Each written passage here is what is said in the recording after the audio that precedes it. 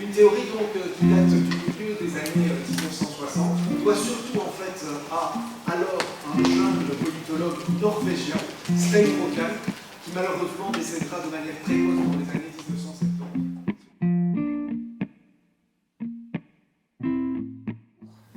Alors, il parle des outils d'analyse des phénomènes politiques qu'on peut définir comme tout ce qui touche au pouvoir ou à l'ordre commun dans une société. C'est-à-dire de connaître et d'analyser les résultats électoraux au niveau des parlements nationaux dans les différents pays occidentaux. Alors l'idée du cours, c'est que les étudiants puissent acquérir une maîtrise vraiment opérationnelle des notions et des théories qui leur sont enseignées, c'est-à-dire être capable de les appliquer à des événements politiques de l'actualité, à des cas particuliers qui n'auront pas été vus au cours. Et donc l'idée, c'est de leur fournir une boîte à outils dans laquelle ils devront puiser le bon tournevis, avec la bonne tête de tournevis qui s'adapte à la bonne tête de vis, et donc de pouvoir ainsi dire que sur base par exemple de telle configuration de répartition des pouvoirs dans un État, on est face à un État fédéral et pas par rapport à un État unitaire par exemple. D'avoir eu un parti paysan. Il y a eu plusieurs fois des tentatives de créer un parti paysan, de se présenter devant les électeurs simplement. Il n'y a pas de succès.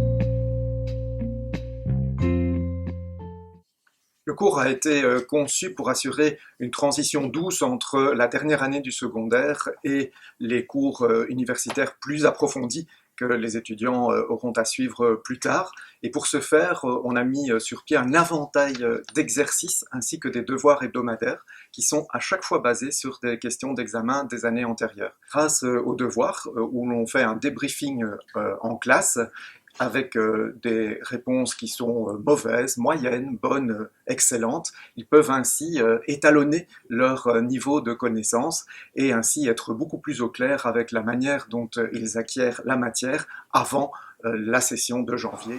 Je signale qu'on fera la micro-pause habituelle de 5 minutes.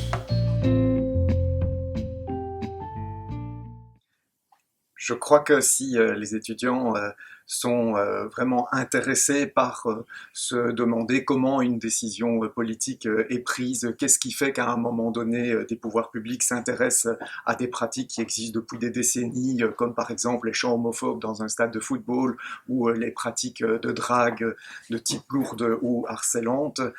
Si ce sont ce type-là de questions qu'ils se posent, ils vont déjà trouver réponse dans le cours de sciences politiques.